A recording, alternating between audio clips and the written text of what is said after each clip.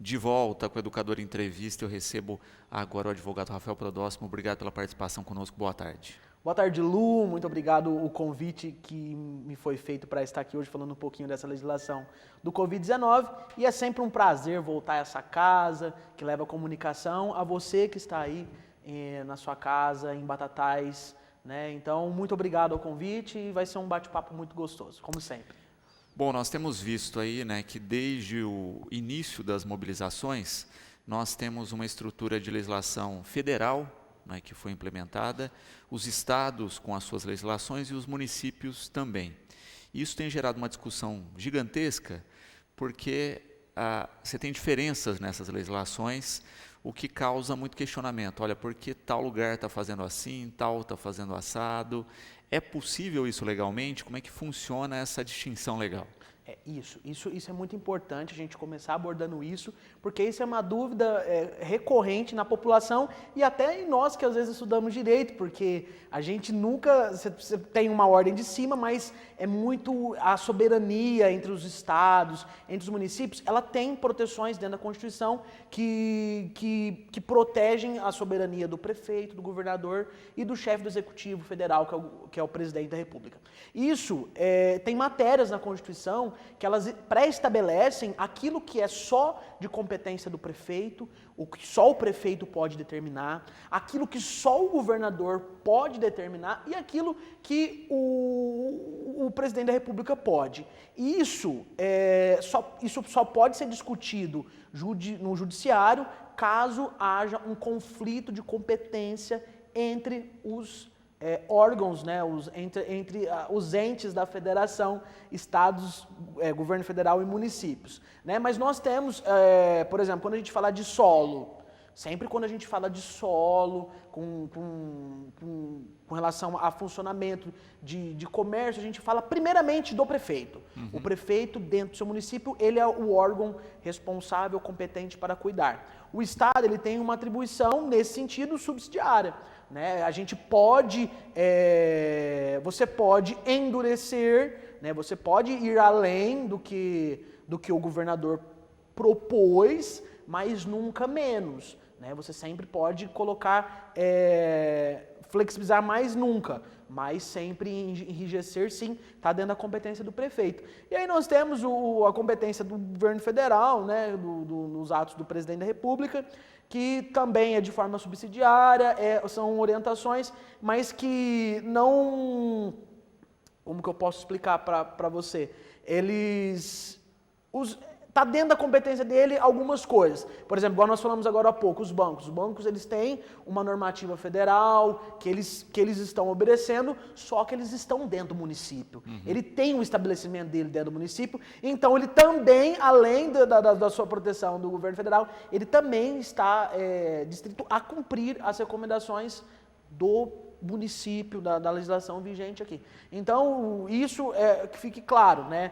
O prefeito ele tem que acatar as coisas do governador e pode até enrijecê-las, né? Jamais flexibilizá-las, isso é importante. Perfeito.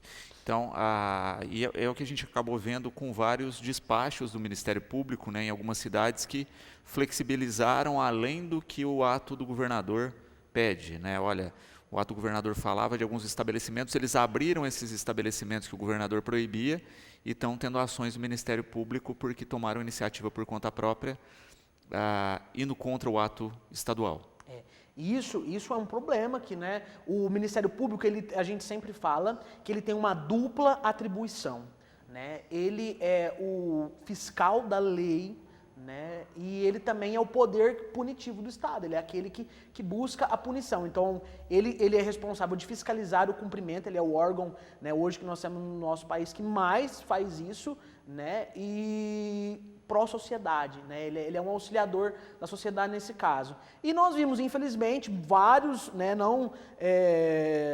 a gente não sabe nem contar, né, porque foram vários, né? Alguns flexibilizando, outros fugindo do contexto, né? Totalmente. E isso é muito ruim, porque a gente instala-se uma insegurança jurídica muito grande. Isso, em tempos de crise, em tempos dessa pandemia que nós estamos vivendo, é um problema, né? Você já está com um caos instalado, preocupação, portarias, nada disso, né? E eu ainda falo, Lu, que eu vejo, me preocupa, que pessoas falam que isso não existe, que o vírus não existe, que isso foi uma invenção das pessoas, né? Aí eu penso, poxa, então a gente está inventando, o mundo inteiro está inventando algo para fazer, né? E o Ministério Público, na sua obrigação de fiscalizar a lei, ele tem essa atribuição, ele tem esse poder, mas eu vejo que às vezes foge sim, tá? Com todo respeito às posições dos membros do Ministério Público, mas ontem mesmo ainda quando pesquisava as jurisprudências para preparar esse nosso bate-papo, para ver, entender como que está sendo isso, porque a gente sabe que sempre vai haver uma discussão. O judiciário é isso, é discussão. Então eu sou advogado, eu tenho um pensamento, eu vou tentar formar uma convicção para debater com um promotor, para convencer um juiz. E quando você foge do contexto, você sai fora disso, a gente acaba mais criando insegurança jurídica do que proteção à sociedade. Então, infelizmente, nós temos sim, né? Mas eu sempre falo, é um auxiliador, né? É sempre bom o diálogo, a conversa, né? O papel do advogado é muito importante, Lu. Advogados coerentes, né? Isso é muito importante, né? O período de crise com coerência, a gente consegue passar tranquilamente, porque, como eu disse, oportunista aí para se aproveitar está cheio. Quando a gente fala das normativas, né, a gente comentava que nós vimos em várias cidades essa questão de algumas diferenças e de, inclusive, ações, né, geradas por alguns itens aí do nosso comércio. Como é que a pessoa deve proceder nesse sentido, né? Porque a gente acaba vendo duas posturas. As pessoas que desafiam a legislação e que querem abrir a porta a todo custo sem tomar suas medidas preventivas, e aquelas que não, que procuram um meio legal para ver o trâmite de funcionamento e se é possível esse funcionamento. Isso, Lu, é muito importante a gente saber. Até porque a legislação ela é feita, né? Às vezes a pessoa vai falar assim, a lei é feita para descumprir, mas pelo contrário, a lei ela é feita para ser cumprida, né? Então, vamos pensar, qual que é o caminho, né? A gente estava até conversando, mas existe um tipo de ação possível para aquela pessoa que acha, olha, o meu segmento de comércio é necessário, eu quero buscar isso. Então, o que você tem que fazer? Primeiro passo, ir à prefeitura, protocolar um requerimento ao chefe do executivo, explicando os seus motivos e qual a tua necessidade, né? Então, por exemplo, não é o caso, tá? Até porque, já vou adiantar, porque isso está proibido, né? Não é permitido. Salão de beleza. Tem um salão, meu Deus, é essencial. Claro, para quem trabalha, claro que é essencial, mas para o momento que nós estamos vivendo, não é.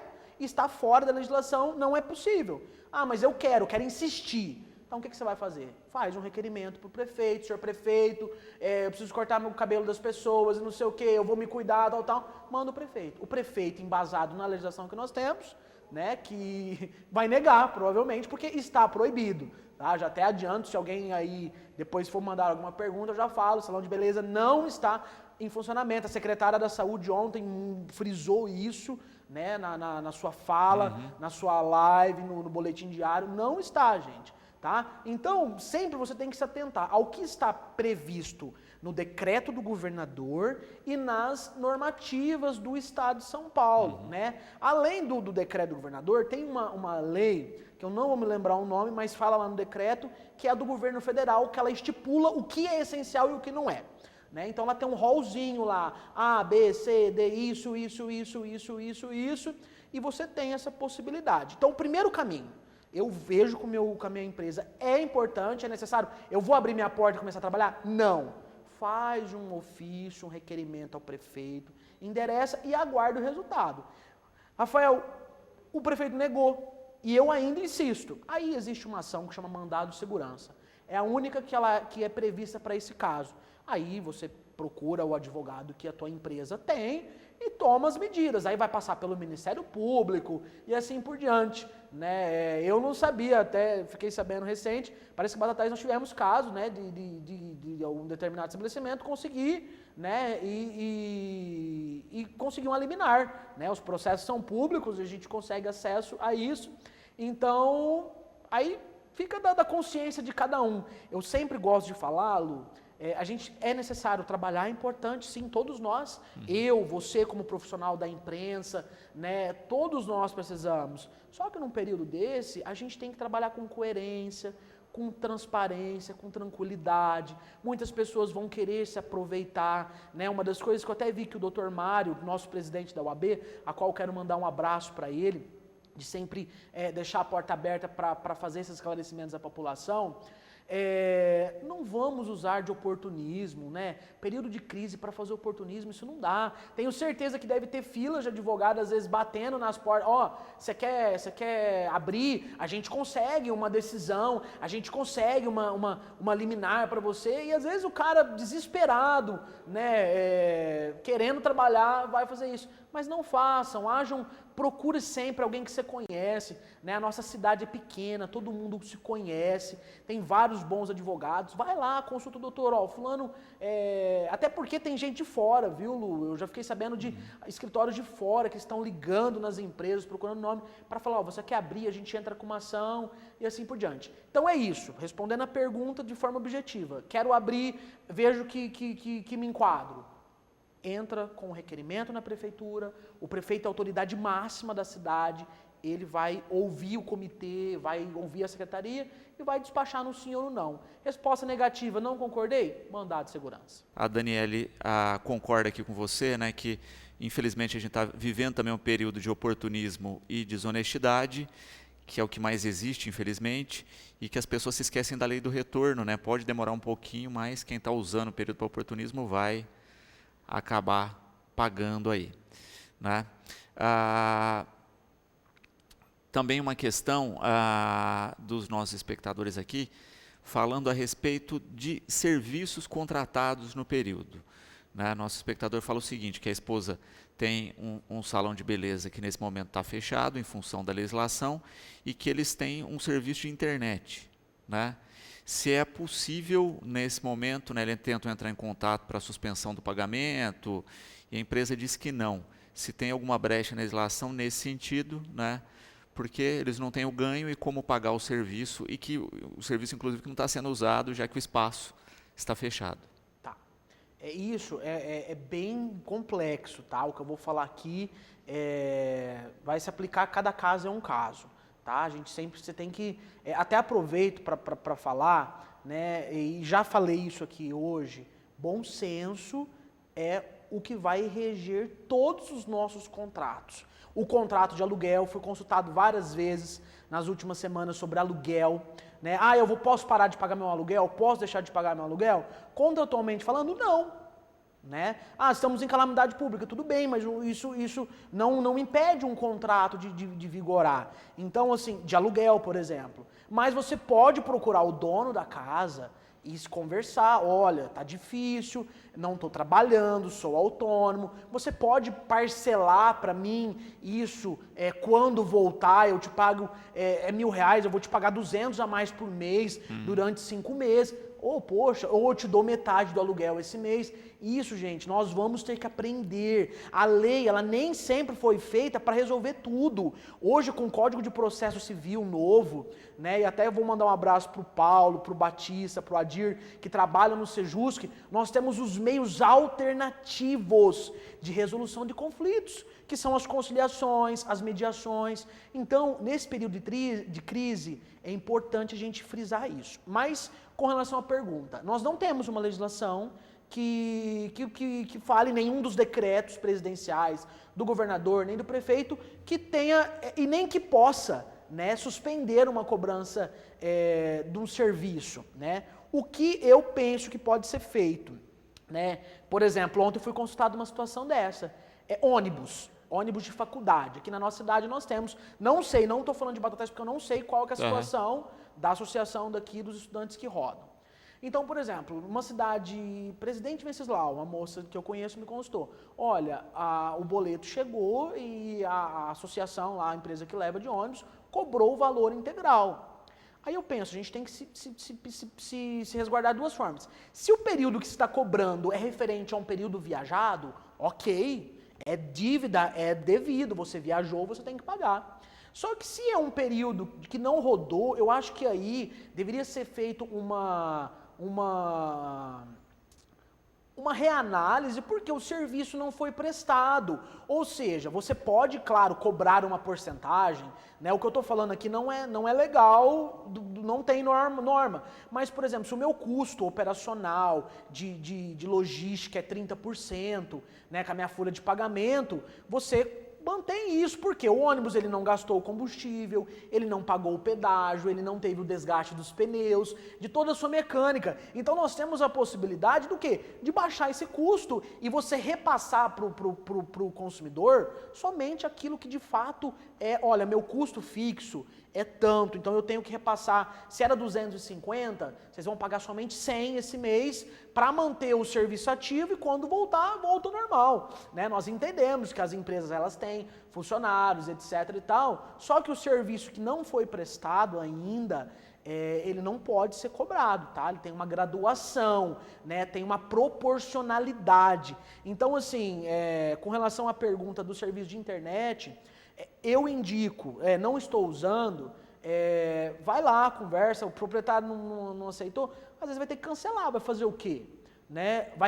Vai tentar depois na justiça, às vezes pode depois na justiça tentar alguma medida, alguma responsabilização da empresa, etc e tal. Se eu não me engano, tem uma previsão, aí eu não sei, aí a gente vai depender se é uma internet de móvel ou se é uma internet residencial para a gente falar. Mas tem no Código de Defesa do Consumidor, nas normativas de defesa do consumidor, que quando a pessoa viaja, ela pode pedir a suspensão do serviço por até 30 dias, se eu não me engano, né, dentro do mês, e aí não tem essa cobrança. Mas ela tem que ligar na companhia, fazer o requerimento e tal, e a companhia aceitar. Tem sim essa possibilidade, essa brecha. Mas o que eu friso, Lu, é muito importante nesse período bom senso, muito importante coerência de todas as partes, empresários e compradores, tá? Prestador e o utilizador do serviço é muito importante. Uma coisa que entrou em vigor é o drive-thru, né? Antes nós tínhamos só o delivery, o drive-thru. Vamos explicar um pouquinho a respeito disso. Isso, Lu, isso é muito importante. Eu ontem gravei até um vídeo nas minhas redes sociais, postei no Facebook, para as pessoas verem essa diferença. Por quê, Lu? O decreto do prefeito, que vigorou até o dia 12, ele não permitia o drive-thru, ele só permitia o sistema delivery. O prefeito está correto?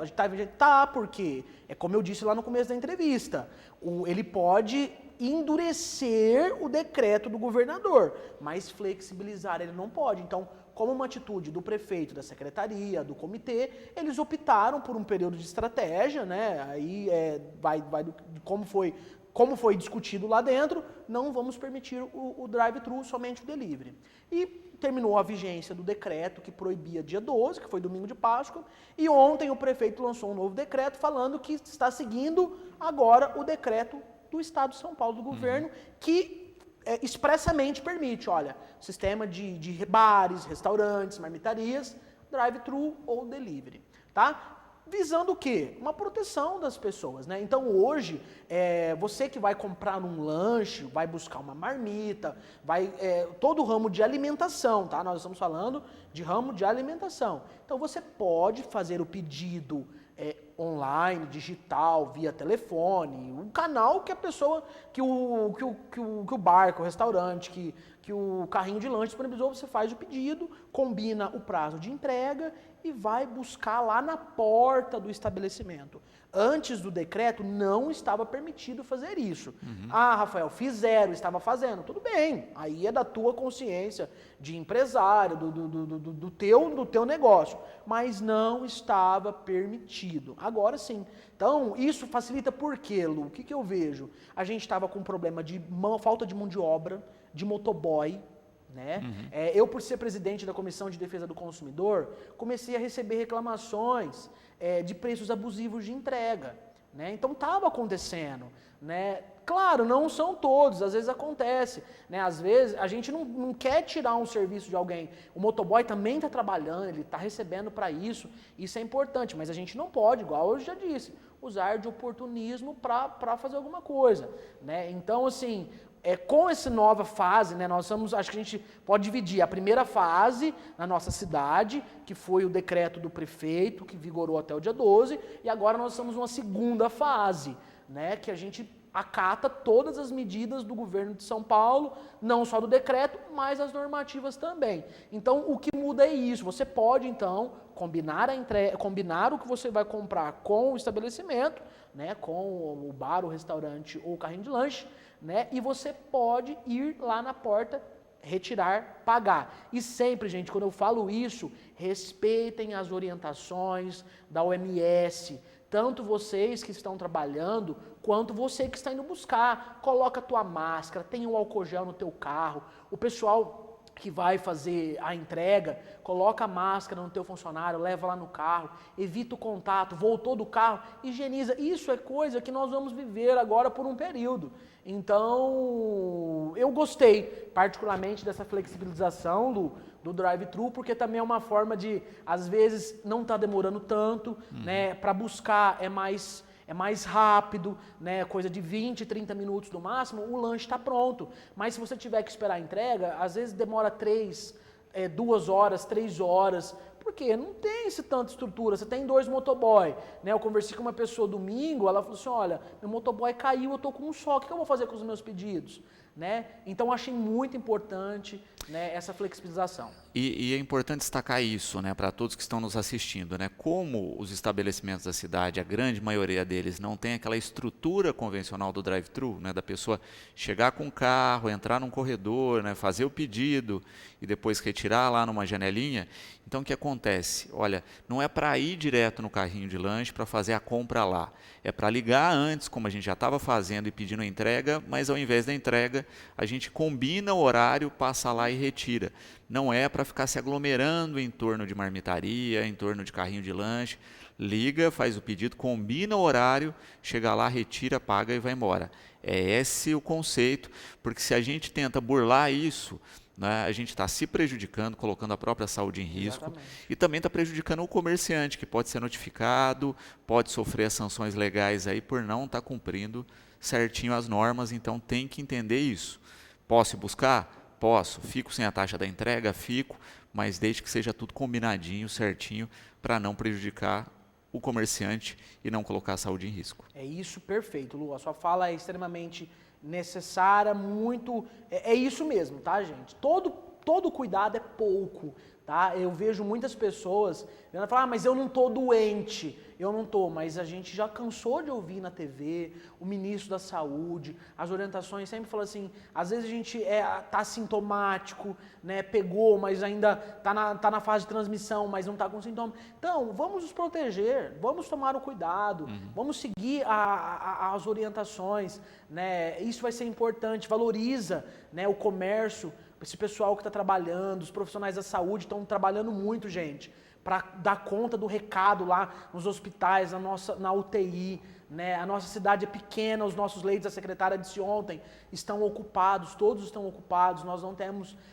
vaga de UTI, né? Então vamos nos preparar, vamos dar esse tempo, né? Tudo é um aprendizado, né? E se você tem fé, se você acredita, confia em Deus, uma hora vai se ajeitar, né? Muitas pessoas, eu conversava com um colega e falava, e agora, como que nós vamos pagar as contas? Eu falei assim, olha, se tiver que ficar devendo, vou ficar devendo.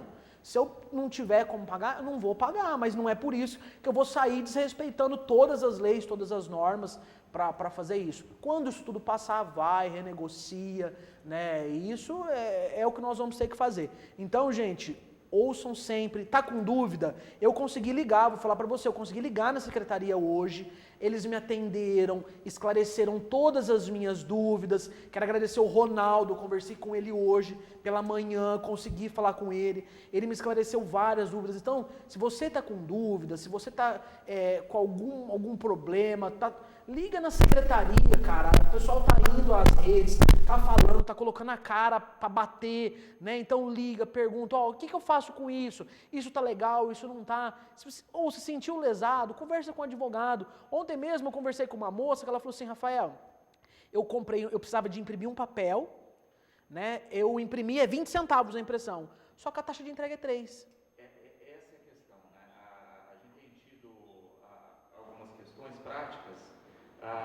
ligadas aí a essa rotina, né? Em cima da produção, que é justamente o custo do serviço de entrega. Isso, ô Lu, é uma coisa que, com certeza, com bom senso, a gente vai resolver, só que tem que ser bom senso também para os dois lados. Não adianta eu querer, se a taxa de entrega ela vai ser 3, ela vai ser 3, por de 10, por de 20, por de 20 centavos também. Então, às vezes, se você é claro, a impressão vai sair por 3,20. Se você não tem outra opção, não tem outra forma, você vai ter que aceitar. Eu virar e falar assim, que é abusiva uma taxa de entrega de R$3, claro que não. Nós sabemos que é um custo, né? É abusiva a ponto de você me falar assim, olha, se você comprar 10, a minha taxa é 3. Se você comprar 5 centavos, a tua taxa vai ser R$20. A minha venda mínima é 20. Isso já seria descumprimento. Mas se está padronizado, se está tudo dentro da igualdade, né? Os consumidores estão sendo atingidos assim, é a forma. O que eu fiz? É hora, às vezes, de a gente buscar amigos. Essa pessoa que me consultou, eu perguntei, são muitas impressões que você faz? É uma folha por dia que o meu filho, que a escola, acho que é uma folha a cada 3 dias, que a escola manda para fazer uma atividade. Eu, por ser amigo da pessoa conhecer, não precisa pagar não, você imprime, eu tenho uma impressora boa, eu imprimo para você, uma hora que você passar, eu te entrego aqui em casa, você vem, pega e vai embora, né? É isso, às vezes vai ser importante, né, ter esses laços de amizade, ter essas coisas, porque senão a gente precisa disso, né? Além disso, é um tempo também de os enlaços familiares, as amizades, se preservar nesse período é muito importante. Para a gente encerrar aqui, né, um dos espectadores fazendo justamente o caminho inverso, né, o Zé Henrique aí, ele é locador de um salão de cabeleireiro, né, e ele pergunta como ele deve proceder ao recebimento do aluguel, né? Devo cobrar meio aluguel, devo entrar em contato, né, com o locatário aí estabelecer, entendendo aí a situação do momento, né? Isso, José Henrique, muito obrigado pela sua pergunta, né? Eu vou manter a mesma linha que eu disse nos blocos anteriores sobre os contratos, tá? Você aí que é o locador, com bom senso vocês vão resolver. Claro, você não vai ficar sem receber. Não existe, não temos previsão legal, né? O locatário, quem está no local do salão, não tem brecha nenhuma para falar, não vou te pagar porque estamos na pandemia. Claro que não. Né? Ele tem que te pagar, ele é devido sob pena de você entrar com uma ação depois cobrando ele. O que pode ser feito, que eu acho que é interessante, até para aumentar esse laço seu, humano, com a pessoa que está no teu imóvel. Né? Olha, notifica ele, estamos em tempo de crise, de acordo com a complicação do mercado atual, venho fazer uma proposta para redução do aluguel nesse mês, para metade, e a dissolução do remanescente nos meses de dezembro, novembro, dezembro e janeiro, que é o pico dos salões, por exemplo, que tem formatura, que tem muitos casamentos. Então, dilui para a pessoa. Cara, o teu locatário vai ficar super feliz. O cara vai falar assim, olha, essa pessoa está importando. Por quê? Se ele deixar o imóvel, se ele deixar de pagar, você vai ter mais um problema, vai ter mais uma dor de cabeça, ação judicial, despejo, custa com advogado, etc. e tal. Então, eu acho interessante, José, você procurá-lo, conversá-lo, né, com muita prudência, com muita coerência, né, entender o momento é muito importante para todos, para os fornecedores, para os prestadores, para os consumidores, né, para todo mundo. Bom senso é o caminho. Então eu te indico, notifica ele por escrito, faz essa proposta, conversa, que eu tenho certeza que vocês vão se entender. Perfeito. Rafa, quero agradecer imensamente a participação conosco, deixar o programa sempre à disposição para essa troca com a comunidade e esperar, né, que a gente tenha aí a paciência e a tranquilidade desse período. A gente sabe que muitas pessoas estão sofrendo com a questão financeira com mais gravidade, outras a questão da saúde, mas se a gente tiver o bom senso nesse momento, né, eu acho que a gente consegue passar por essa com um pouquinho mais de tranquilidade e sem maiores prejuízos para ninguém. Isso, Lu, eu agradeço muito o convite, que essa casa está sempre de porta aberta, não só para mim, mas para toda a classe dos advogados de Batatais. A OAB, eu sei que ela tem uma porta aberta mesmo na TV Educadora. Então eu quero agradecer a Geralda, a Bernadette, toda a equipe, todos vocês que estão levando para nós, que estamos na nossa casa, as informações, a comunicação é muito importante. Então, muito obrigado a você que nos acompanhou. Eu quero deixar duas orientações bem breves. Tá? Eu já tive nesse programa, a última vez falei sobre os golpes. Tomem cuidado, gente. Nesse período os golpes vão aumentar. Aquele bônus presidencial, aquele auxílio que o presidente lançou dos R$600, vai ter muita gente que vai tentar hackear sistema, vai te ligar, às vezes tomem cuidado, tá? Não fiquem passando informação. Essa é a primeira. E a segunda, fiquem nas suas casas, tenham coerência, tenham bom senso, que a crise vai passar e nós vamos continuar aqui e vamos fazer dessa cidade cada vez melhor. Muito obrigado e Deus abençoe vocês.